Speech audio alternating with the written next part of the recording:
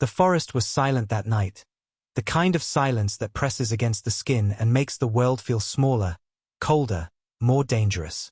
The human settlement lay on the edge of what had once been a battlefield, but the war had moved on, leaving behind broken machines, scorched earth, and old scars. The stars overhead burned sharp and clear, lighting the ground with a soft silver glow.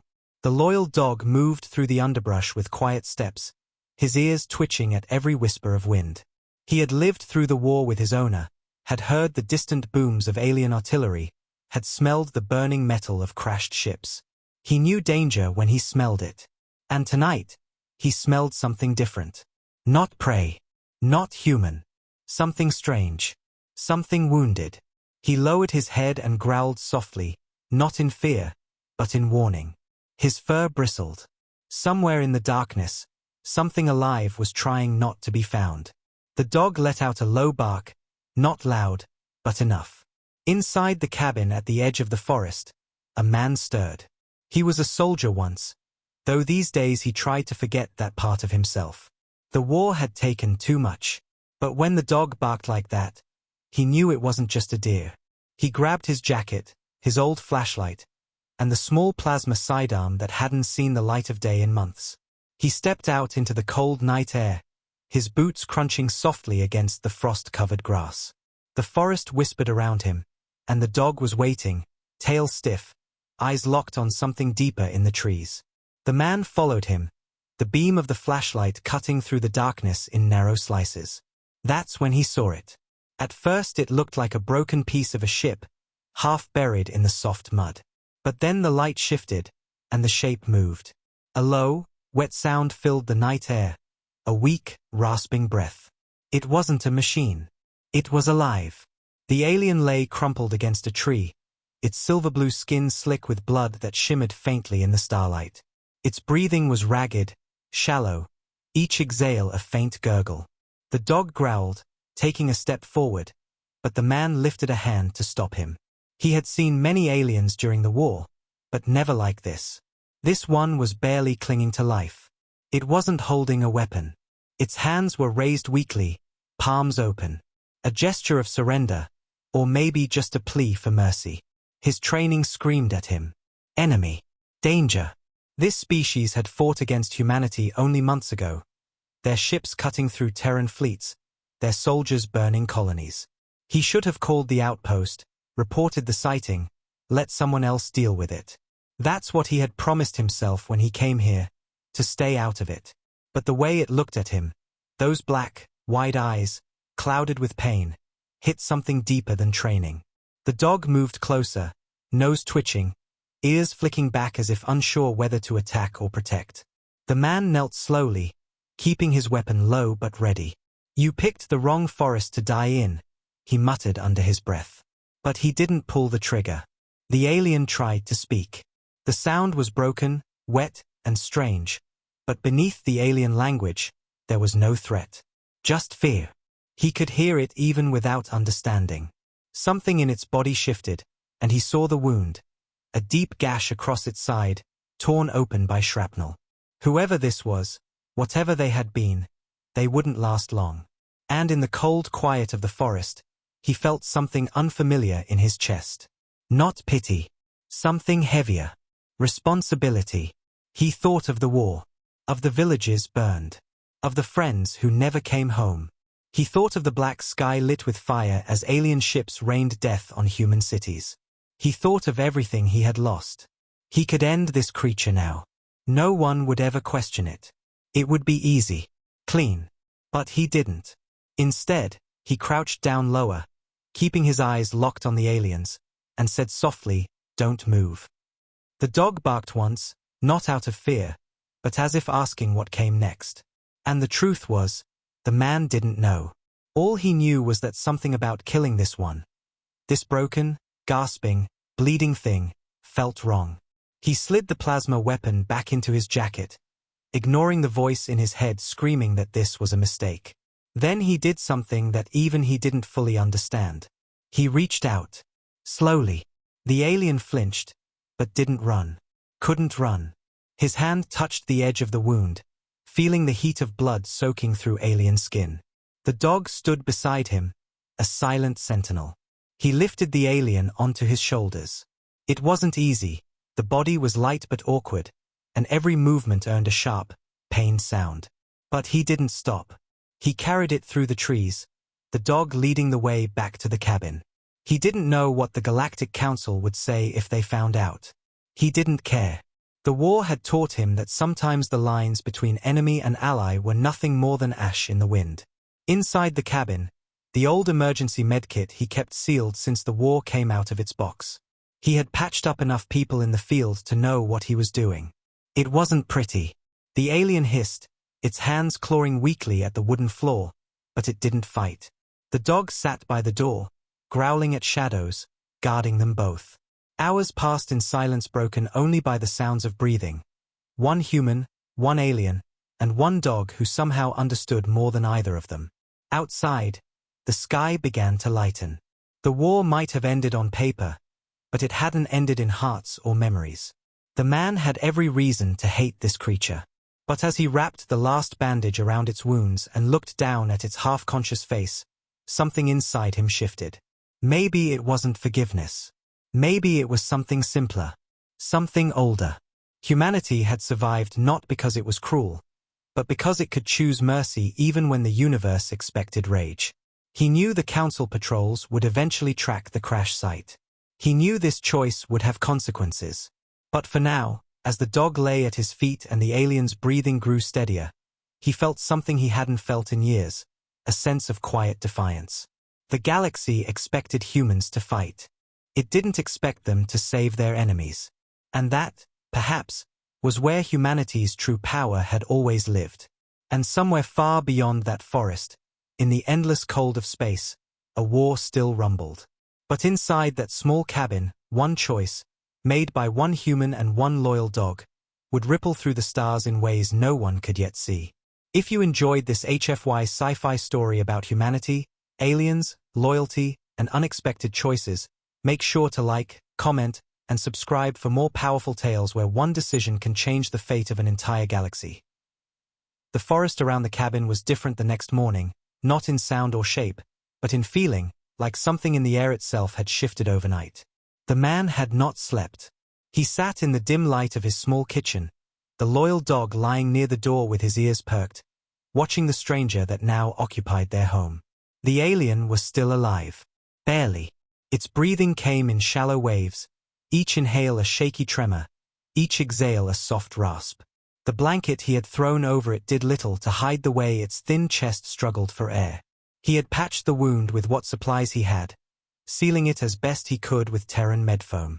The blue-black blood had slowed to a sticky ooze. By all logic, he should have left it to die. But logic didn't feel right last night. And in the quiet, he realized something more dangerous than pity had taken root inside him: responsibility. He poured water into a dented steel cup, then crouched near the alien, holding it close to its cracked lips. The creature flinched at the movement but didn't pull away. Its eyes were different up close, large, black, reflecting the faint light like polished stone. They weren't the eyes of the monsters the war broadcasts showed, not the merciless faces screaming through fire and blood. These were the eyes of someone who didn't want to die alone. The dog gave a low, warning rumble, his hackles half-raised, torn between protection and obedience. The man set a hand on the dog's back, steady and firm, and the animal relaxed, though his watchful gaze never wavered. "Yeah, I know," the man muttered, his voice low and hoarse from a night without sleep. "It doesn't make sense to me either." He slowly lifted the alien's head enough to help it drink. The creature trembled at first, unsure if this was some trick, but instinct won out. It drank the water in careful sips, blinking slowly as if trying to understand why it was still alive. He could almost hear his old commander's voice in his head. "They wouldn't show you mercy, so why should you?" And maybe that was true. But something about this one was different. Or maybe he was different now. The war had stripped a lot from him. Friends, family, the soft edges of the man he used to be. It had turned the world into something hard, simple, black and white. But the thing lying on his floor didn't fit into that kind of world. It wasn't an enemy charging toward him with a weapon. It wasn't a ship firing on a colony. It was just a living thing that wanted to survive. And that small truth was louder than the hate he'd been taught. The dog stood up, moving closer, sniffing at the alien with slow, cautious steps. The alien tensed, its three-fingered hands curling weakly at its sides. But when the dog sat down next to it, not attacking, just watching, something shifted in the alien's posture.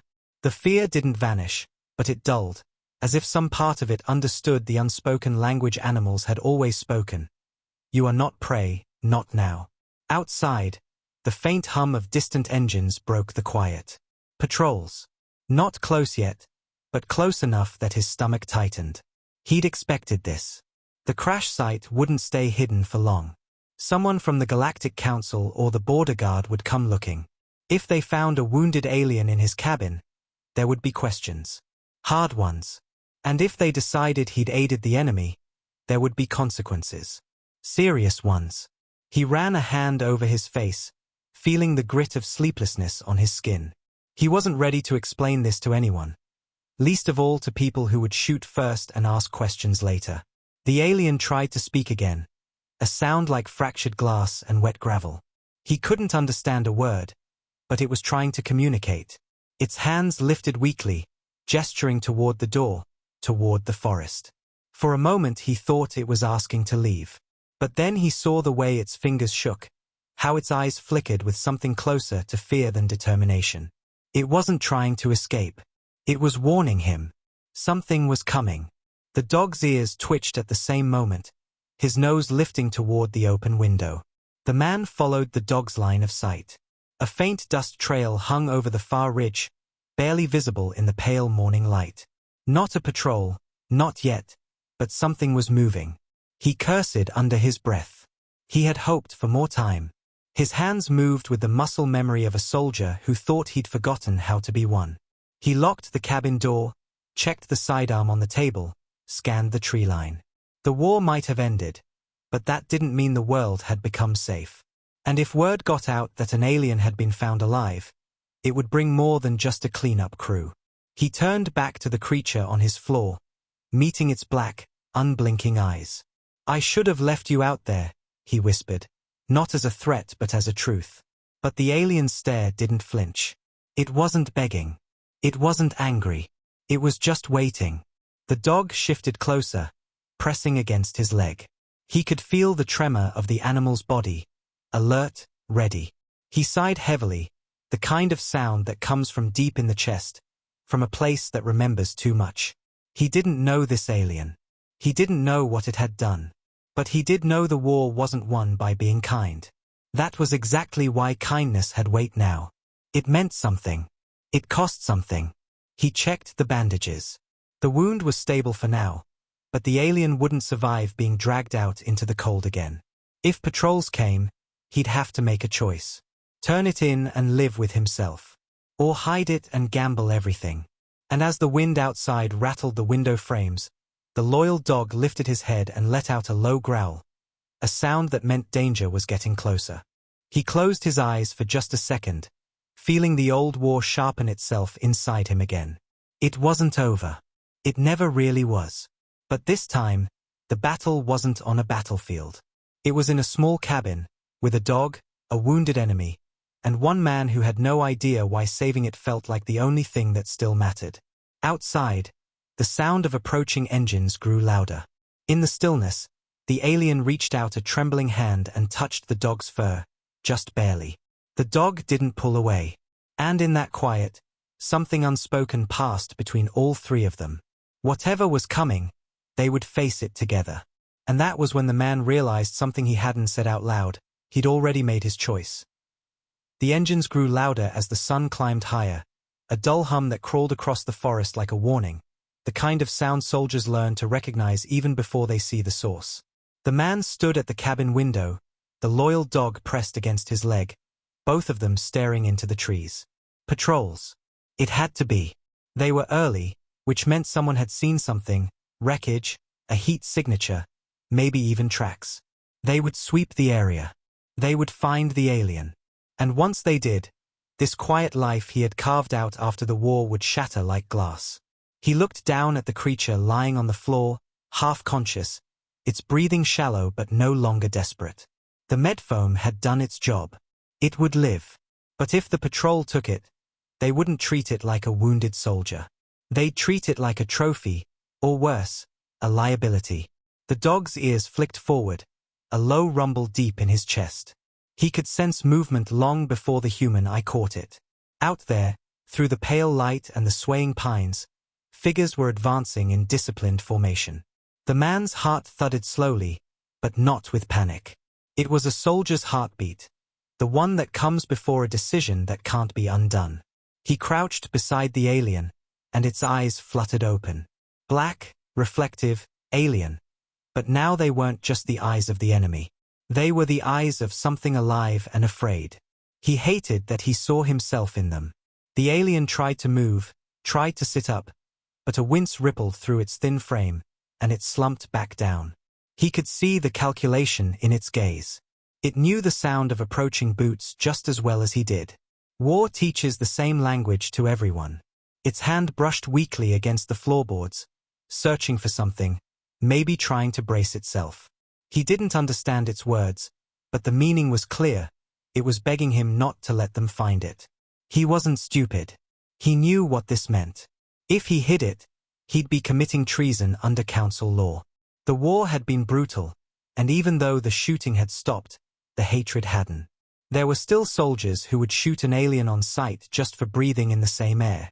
There were still colonists who told stories of cities burned, families lost. And he had been one of them once. He had hated too.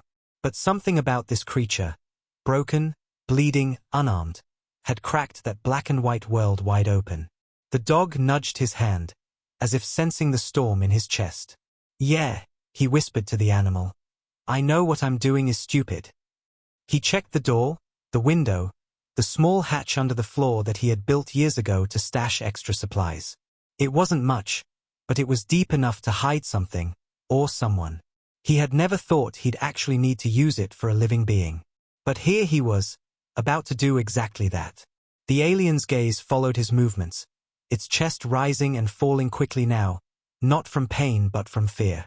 He knelt down beside it, holding out his hands, palms open, the universal gesture of trust.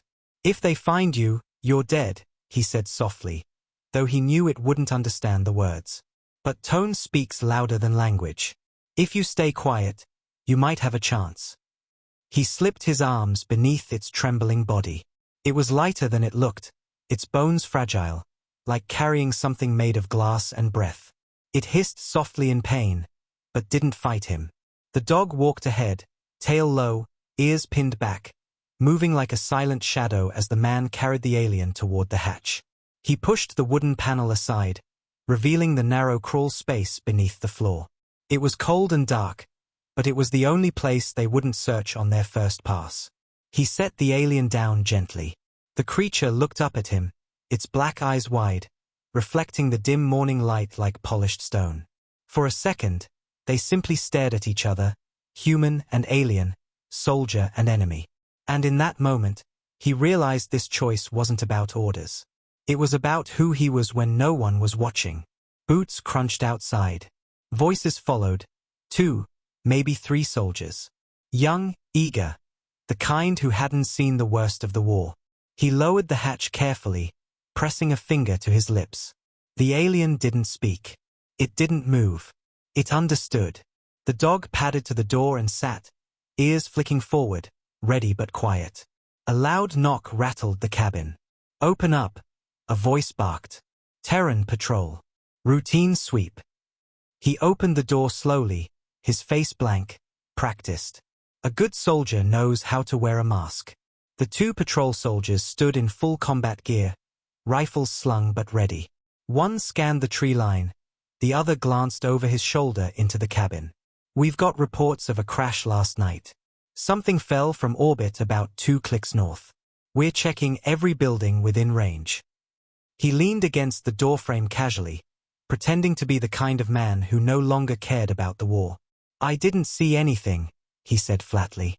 The dog stood next to him, hackles slightly raised, but not aggressive. just enough to make them hesitate before stepping inside. "You know protocol," the younger soldier said. "We have to check. Alien survivors don't just crawl away and vanish." "Go ahead," he replied, stepping aside, heart hammering even though his face showed nothing. The soldiers moved through the small cabin with methodical steps, checking corners, cupboards, under the table. Every footstep sounded like thunder to him. He kept his breathing slow. The dog stayed close, blocking the area near the hatch like it was instinct. One of the soldiers paused by the window, scanning the forest. "Funny how quiet it is," he muttered. "Too quiet." The older of the two shook his head. "We'll find the wreckage soon. If anything's alive out there, it won't be for long." They both laughed, a sharp, careless sound that made the alien beneath the floor shiver. He felt it through the wood like a pulse. After what felt like hours, the soldiers finally left, their boots fading into the forest, their voices swallowed by the trees. He closed the door slowly, letting out a breath he didn't realize he'd been holding. The dog pressed against his leg, looking up at him with dark, steady eyes, the kind of gaze that said, "We're in this now." He lifted the hatch. The alien lay curled in the dark, trembling, its breathing shallow but steady. It looked at him like it didn't understand why he'd done it, but trusted him anyway. He knelt beside it. "We're not safe," he whispered, even though it wouldn't understand. "But for now, they're gone." The dog lay down near the hatch as the alien's eyes slowly fluttered closed. He could still hear the distant hum of the patrol engines moving toward the crash site. They'd be back. This wasn't over. But something had shifted inside him. He wasn't just hiding an enemy. He was protecting a life. And he knew, deep down, there was no turning back. Outside, the forest went quiet again. Not the peaceful kind of quiet. The waiting kind. The kind that meant the world was holding its breath for what came next. The patrol engines faded into the distance, but their echo lingered like a storm cloud that hadn't yet broken, the kind of silence that isn't peace but warning. The man sat on the edge of the wooden hatch, elbows on his knees, staring at the floorboards beneath him. The alien lay below in the narrow crawl space, breathing shallowly but alive, its black eyes half open, catching the faint light from the gaps in the planks. It didn't make a sound. Even in its injured state, it seemed to understand the danger. The dog lay near the door with his head resting on his paws, ears alert, nose twitching at every sound outside. The old instincts had returned, the ones the man had buried after the war, listening to the quiet, watching shadows, counting seconds between distant noises. He had once sworn he'd never live like this again. But war has a way of finding you, even when you're done with it. He lifted the hatch fully, leaning down so the alien could see his face. "They're gone," he said softly, even though he knew it wouldn't understand the words. The alien blinked slowly, as if acknowledging him. It had curled itself against the dirt wall to stay small, its long limbs folded tightly, its breathing steadier than it had been the night before. The bandages around its side were stained but holding. The man sighed, rubbing a hand over his face. "Your trouble, you know that," he muttered. But there wasn't anger in his voice. Just the heavy weight of someone who knew the line he had just crossed. The patrol would come back. That wasn't a guess. It was a certainty. They would find the wreckage, confirm what fell from the sky, and when they did, they'd widen the search. The Galactic Council wasn't known for leaving enemies alive on Terran soil, and this alien, whatever it had been during the war, was no ordinary trespasser. If they discovered he had harbored it, there would be no mercy. He'd be branded a traitor.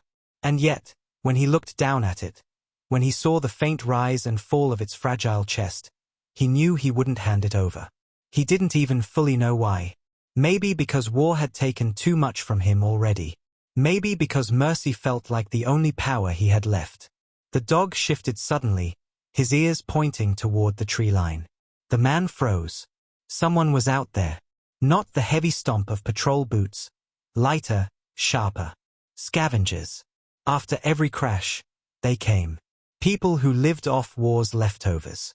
He moved quietly to the door and peered through the narrow gap in the wooden shutters. 3 figures moved along the ridge, wrapped in dark coats, their hands carrying crude rifles. They weren't soldiers. They were hyenas looking for scraps of war to sell. But scavengers were worse than soldiers in some ways. They didn't follow laws.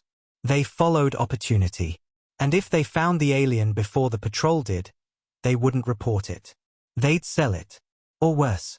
The dog growled low in his throat. Quiet, the man whispered, placing a hand on the animal's head. He moved quickly to the corner of the cabin where his old service rifle was hidden, covered in dust and regret. He hadn't touched it in years. His hands remembered how to check the chamber, how to load the magazine, how to set the sights. He hated how easy it was. He crouched near the window, tracking the scavengers as they moved closer. They were careful but not disciplined. They didn't expect resistance this far out. That gave him a chance. He tapped the dog's collar softly, a signal the animal knew well from their time together during the war. The dog slid closer to the window, silent, watching, ready. The alien below the floor seemed to sense the shift in the air. Its breathing grew faster, its long fingers pressing into the dirt. The scavengers reached the edge of his clearing. One of them pointed toward the cabin. He knew what they saw: a remote house, smoke from the chimney, someone living alone. Easy pickings. He also knew how this would go. They'd knock first. Then they'd force their way in. If they found the alien, everything would spiral out of control. And if they didn't, they'd still probably shoot him for whatever he had hidden. Out here, there was no law except the one enforced by whoever held the bigger gun. The knock came. Sharp. 2 raps. He didn't move. The dog growled softly again. Open up, a voice barked. We're checking the wreck. Protocol sweep. A lie, obvious and sloppy. Real patrols didn't sound like that. He glanced at the alien through the cracked floorboards. Its eyes were wide, black like polished obsidian, unblinking. He whispered quietly to the floor, "Don't make a sound." He opened the door just enough to lean against the frame, rifle hidden behind his leg. 3 scavengers stood on the porch. 2 men, 1 woman, all armed. Their clothes were stained with soot and ash, their eyes sharp and hungry. "We're collecting crash debris," the leader said with a grin that didn't reach his eyes. "Thought we'd make sure no dangerous tech rolled your way." He tilted his head slowly, letting silence stretch. "This isn't a salvage zone," he said flatly. "You're trespassing." The leader's grin widened. "Everything's a salvage zone when no one's watching, old man." One of the others shifted her rifle. They weren't here to ask. They were here to take. The dog moved closer, teeth bared in a low, silent snarl. The leader laughed. "Cute mutt. You training it to bite." His voice was quiet, calm, like someone who'd stood at the edge of violence too many times to fear it anymore. "I don't train him to bite," he said. "He just knows when to." Tension thickened in the air. The scavengers exchanged quick looks, realizing maybe this wasn't the easy target they thought. But they were desperate or greedy, or both. "We'll take a look around," the leader said, pushing the door open further. The rifle came up fast, steady, trained on the man's chest. But he was faster. His weapon swung into view like it had never left his hands. "No," he said simply. "You won't." For a moment, no one moved. Only the sound of the wind through the trees filled the space between them. The scavengers weren't soldiers. They didn't have the discipline for this kind of standoff. After a long, tense pause, the leader lowered his rifle first. "Fine," he muttered. "Not worth it." They backed away slowly, muttering under their breath, disappearing back into the forest like rats scurrying from a fight they didn't want to finish. He didn't move until their footsteps faded completely. Then he closed the door, leaned his back against it, and let out a slow breath. The dog sat down at his feet, head tilted, watching him. Under the floor, the alien shifted slightly, its breathing uneven. It didn't know the details of what had just happened, but it knew danger had passed, for now. He lowered himself to the floor, opening the hatch again. The alien stared up at him silently, its gaze sharp and questioning. "We're both in this now," he said, voice low. "No going back." The dog lay next to the hatch as the alien's eyes flickered with some unreadable emotion. Maybe fear, maybe something else. Outside, the forest grew quiet again. But this time it wasn't the quiet of peace. It was the quiet of a fuse slowly burning. The patrols would return. The scavengers would talk. And the noose around this cabin would get tighter. The man looked down at the alien, his enemy, his secret, and realized something heavy and undeniable. He had made his choice days ago, whether he'd said it out loud or not. And there was no safe path left. Not anymore. The night came down heavy on the forest, the kind of deep black that seemed to swallow everything beyond the small circle of light spilling from the cabin window. The wind had picked up, whispering through the pines, carrying with it the low groan of trees shifting under their own weight. It was the kind of night where a man's thoughts grew louder, and every sound outside could be a soldier, a scavenger, or something worse. Inside, the loyal dog lay by the door, half asleep but alert, his ears twitching at every snap of wind-blown branches. Under the floorboards, the alien was awake now, its breathing steady and quiet, no longer frantic like when it first arrived. The wound was healing, but slowly. It still moved weakly, every shift in its thin frame marked by a soft hiss of pain. The man sat at the small wooden table, elbows on his knees, staring at nothing in particular. The reality of what he had done was starting to set in like frost creeping across a window pane. He hadn't just broken a rule. He had crossed a line no soldier could come back from. He ran a hand over his tired face, feeling the weight of the decision pressing against his chest. Hiding the alien had been instinct in the moment. One man and a dog refusing to hand over something helpless to a machine that only knew how to kill. But now the machine was circling closer. Patrol reports would have gone out hours ago. If they found the wreckage, they'd map the impact radius, they'd search every home within that range. And when they came back, they wouldn't just knock politely like they did the first time. They'd bring drones, scanners, maybe even reinforcements from the Galactic Council. And he'd be standing here with a secret buried under his floor. A secret that could get him executed. The dog raised his head and gave a soft growl toward the window. The man followed his gaze. Nothing. Just darkness. But he trusted the dog's instincts more than his own. He got up slowly, rifle still within reach, and crossed to the window.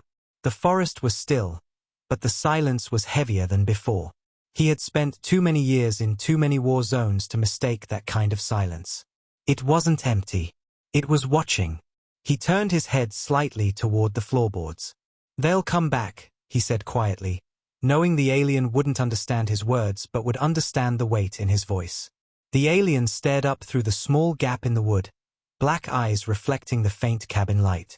It made a sound then, not a word, not something human, but soft, low, almost a hum. A sound that carried fear but also something else. Trust. It had nowhere else to go. And somehow, it had decided to trust him. That thought made something deep inside his chest ache.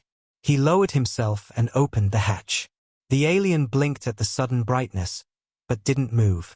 He crouched down, one hand resting on the edge of the opening. "If they come back," he murmured, "I can't let them take you. But you need to help me." He didn't know why he was talking to it like it could understand him, but it felt right. He tapped the wood once, then pointed toward the forest beyond the window. Its eyes followed his finger. It understood enough. If they came, and things went bad, there would be no hiding. Only running. The dog stood, pacing near the door, tail stiff, low growl in his throat. Then the sound came. A distant thrum. Low at first. Growing. He recognized it instantly. Drones. Not the big carrier types, but scout units, the kind they used to sweep forests after crashes. They moved in packs. Fast. Precise. Unforgiving. His chest tightened. The patrols hadn't just found the wreckage. They were locking down the perimeter. And this cabin sat right in the middle of it. He moved quickly, closing the hatch, covering it with a rough rug and pulling the table over it. The alien was silent beneath the floor, but he could hear its breathing quicken. He grabbed the rifle from the wall, checked the magazine, checked the sights. The movements were automatic. Muscle memory from a war he had tried to forget. The dog barked once, short, sharp, a soldier's alarm. Lights flickered through the trees. They were here. The knock this time wasn't polite. It was the sound of gloved fists against wood, hard and final. "Open up," a voice barked through the door. "Terran patrol. Step out now." He didn't. Not yet. He glanced at the dog, who stood rigid, teeth bared. He took a breath and opened the door just enough to block their view inside. 3 soldiers this time, not 2. Full combat gear. One held a scanner in his hands, its blue light sweeping over the cabin exterior like a blade. They weren't asking anymore. They were hunting. "Search perimeter first," one of them ordered. Another stepped past him, brushing against his shoulder without a glance, like he was just an obstacle. The scanner's hum grew louder, a sound he hated from his time in the war. It was the sound of secrets being peeled away. "We're looking for a survivor," the squad leader said flatly, visor reflecting the cabin light. "Crash impact radius puts debris near here. If you've seen anything at all, you report it now." "I haven't," he answered evenly. Years of military service made it easy to sound calm. He even forced a faint shrug, like a man who had nothing to hide. "Your patrol came through earlier. I told them the same thing." The leader didn't blink. "This is a secondary sweep. Someone saw movement on thermal scans last night. This whole sector's under watch." The scanner operator moved along the walls, his device whining softly. The sound made his stomach clench. The dog stood near the table, right above the hatch, unmoving, as if he understood the stakes. The leader's visor tilted slightly toward the dog. "Animals agitated," he noted. "You sure you're not hiding anything, old man?" "Yeah," he said. "I'm hiding my patience." For a heartbeat, no one spoke. Then the leader barked at his team. "Clear inside." They began to move into the cabin. His fingers brushed the rifle but didn't lift it. Shooting them would mean death. For him, for the alien, for the dog. He needed to think smarter than a soldier. He needed to think like someone who'd already survived the war once. The scanner swept closer to the table. The sound grew louder. The soldier's steps slowed. The dog growled low, deep in his chest. The leader stepped forward. "Move the dog." He didn't. "He bites," he said, voice steady. "He'll bite through a bullet," the soldier snapped back. "Then shoot me first," he replied quietly, and something in his tone made the patrolman hesitate. It wasn't a bluff. The leader raised a hand. "Enough," he muttered. The scanner operator shook his head. "I'm not getting anything. Just heat from the floor. Probably the stove." The leader stared at him for a long, hard moment, then back at the man. He was calculating, weighing. "Keep your dog leashed," he finally said. "If we catch you lying, there won't be a second visit." They left like they came, fast, loud, leaving the air heavy and cold behind them. The man waited until the last sound of engines disappeared into the forest before exhaling. His hands were shaking. He didn't even realize it until the rifle knocked softly against the wall. The dog let out a quiet whine and padded toward the hatch. He moved the table aside and lifted the panel. The alien stared up at him, chest rising fast, hands clenched. It had heard everything. It knew how close it had come to being dragged out into the light. For a long moment, they just stared at each other, the soldier and the thing he was supposed to hate. "You're still alive," he said softly, almost to himself. "Guess that makes 2 of us." The dog lay down beside the alien, something it wouldn't have done days ago. It no longer saw a threat. It saw something that belonged here, even if only for now. And as the man sat against the wall, exhausted but still alert, he understood fully for the first time. This wasn't temporary anymore. This wasn't just hiding an enemy. This was choosing a side. And that choice would bring the whole world crashing down on them soon. The patrols would tighten their net. The scanners would return. And someone would break the silence. But tonight, in the small circle of light around the cabin, there was a fragile kind of peace. A human, a loyal dog, and a wounded alien sat in the same room. Not as enemies, but as something new. And in a galaxy still bleeding from war, that was dangerous. And maybe, just maybe, it was also the beginning of something that could change everything. The night stretched into the early hours of dawn, and the world outside the cabin held its breath. The man hadn't slept. He sat by the window with the rifle resting against his leg, the dog curled beside him, head propped on its paws but eyes half open, watching the door like a soldier on guard. The alien lay on the floor now, no longer hidden beneath the boards. Its breathing had steadied over the last few days, its wound no longer bleeding, though the bandages were soaked through with the stains of a war it hadn't chosen. It still looked weak, but not helpless anymore. It could sit upright, its thin hands resting on its knees, its black eyes locked on the flickering flame of the small oil lamp on the table. Something about the way it stared at the light made the man's chest tighten. Maybe because it didn't look like an enemy anymore. It looked like someone trying to understand a world they'd never been welcome in. Outside, the distant hum of drones had faded, but the forest hadn't returned to its old quiet. There was a weight to the air now, as if the trees themselves knew something had changed. The patrols had searched every ridge and path for 2 days.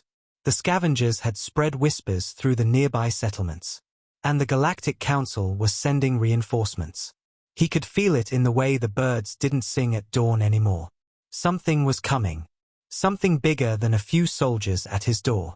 The dog shifted restlessly, sensing the storm before the man even said a word.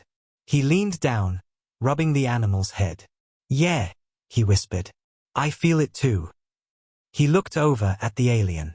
Its eyes lifted to meet his. For a moment, they simply stared at each other. Two survivors from opposite sides of a war that had burned everything in its path. The alien tilted its head slightly, its thin fingers tapping the edge of the table, pointing toward the forest beyond the window. It wanted to run. He didn't blame it. If he were it, he'd want to run too. But running wasn't safe. Not anymore. The moment the drones caught a heat signature, they'd send in gunships. The council didn't leave loose ends. "You won't make it far," he said softly, knowing it couldn't understand the words but hoping the tone carried enough. "They'll hunt you down." He leaned back in the chair, the weight of years pressing on his shoulders like a storm.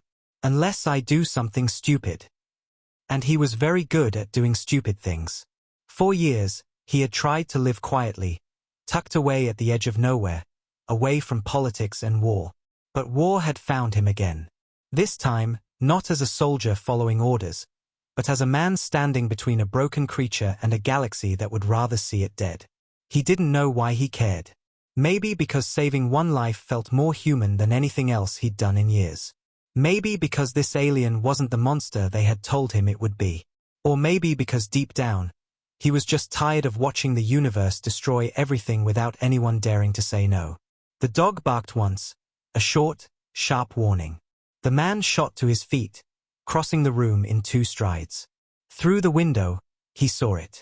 Light on the horizon. Not the soft orange of morning. Cold white beams cutting through the trees like blades. Searchlights. Big ones. Not a patrol. Dropships. The council wasn't searching anymore. They were coming to end this. He could hear the distant roar of engines growing louder, like thunder rolling through the forest. He turned back to the alien. "We're out of time." The creature's fingers dug into the edge of the table. It wasn't stupid. It understood enough. Its chest rose and fell faster, its long throat vibrating with a low, trembling sound. The man grabbed his old military pack from the closet, something he had promised himself he'd never touch again. Inside were rations, 2 grenades, and a transmitter he had stolen the day he walked away from the war. He shoved what he could into the bag. The dog was already by the door, tail low, muscles tense.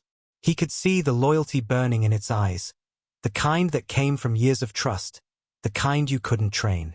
The alien stood, wobbling slightly, but upright. For the first time, it wasn't looking at him with fear. It was looking at him like it believed he might actually get them out. That belief terrified him more than the soldiers outside. He slung the rifle over his shoulder, shoved a knife into his belt, and opened the back door of the cabin. The cold air hit him like a wave. The forest was alive with the low mechanical growl of ships overhead. "Stay close," he whispered, not just to the alien, but to the dog. And they moved. They slipped into the forest like shadows. Years of training came back without him asking. He knew how to move between trees, how to avoid the clearings where searchlights would sweep through. The dog led the way, its body low to the ground, ears twitching with every distant thud of boots on soil. The alien followed close behind, silent despite its injury, its pale skin glowing faintly in the cold starlight. Above them, 3 drones sliced through the night sky like metallic birds, scanning the undergrowth with their pale blue beams. He guided them toward the river that cut through the forest. If they followed it upstream, they could disappear into the ravine, a place he'd used during the war when he needed to vanish from scanners. The dog jumped over fallen branches effortlessly, never making a sound. But the alien stumbled once, just enough to snap a twig beneath its foot. The nearest drone paused in its patrol, its sensor beam sweeping toward them like a searchlight cutting through the fog. "Down!" he hissed. They dropped to the cold earth just as the beam sliced across their position. The alien's trembling hand pressed into the dirt beside him. The dog didn't move. The beam lingered for a heartbeat too long, then shifted away, the machine continuing on its patrol. He let out the breath he didn't realize he was holding. They kept moving, faster now. Behind them, the dropships touched down. He could hear the hydraulic hiss of landing gear, the bark of orders over comms. The Galactic Council soldiers were here. They would sweep the entire sector, and if they found even the faintest sign of alien life, they'd level the place. They reached the ravine just as the first sweep team entered the forest. The dog scrambled down the rocky slope first, then the man helped the alien descend. It nearly fell, but he caught it by the arm, steadying its trembling frame. When their feet hit the riverbank below, the world above was already crawling with soldiers. He knew this kind of operation. He'd been on the other side of it. They wouldn't stop. Not until every shadow was burned away. He led them into a shallow cave carved into the ravine wall, hidden by thick brush and stone. He had slept here once as a soldier, hiding from the enemy. Now he was hiding from his own people. They crouched inside the darkness, breath shallow, listening to the forest being ripped apart above. The alien pressed its hands against its knees, its entire body shaking. The dog curled up at the entrance of the cave, silent but alert. The man stared out at the shifting lights beyond the brush, listening to the soldiers.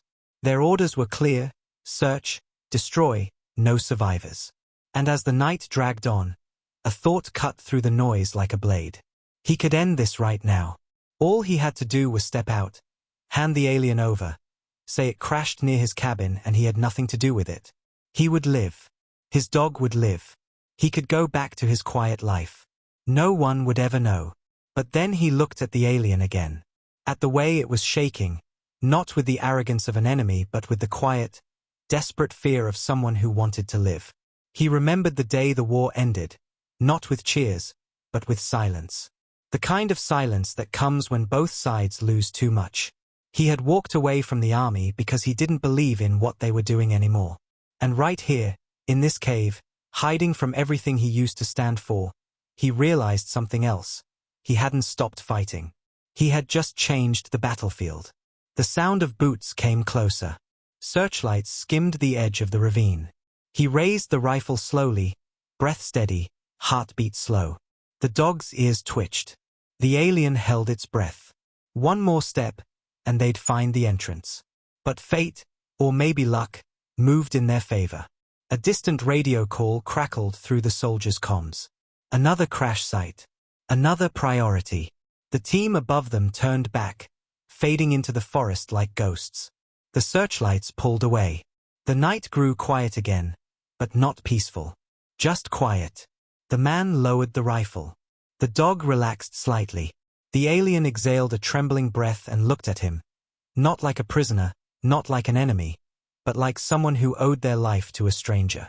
He looked back at it and felt something in his chest shift. A kind of stillness he hadn't known since before the war. "Looks like we're in this together now," he whispered. The alien didn't understand the words, but it understood the tone.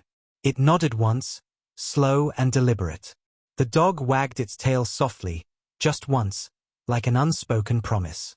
Above them, the Galactic Council moved on. The forest returned to its dark, waiting silence.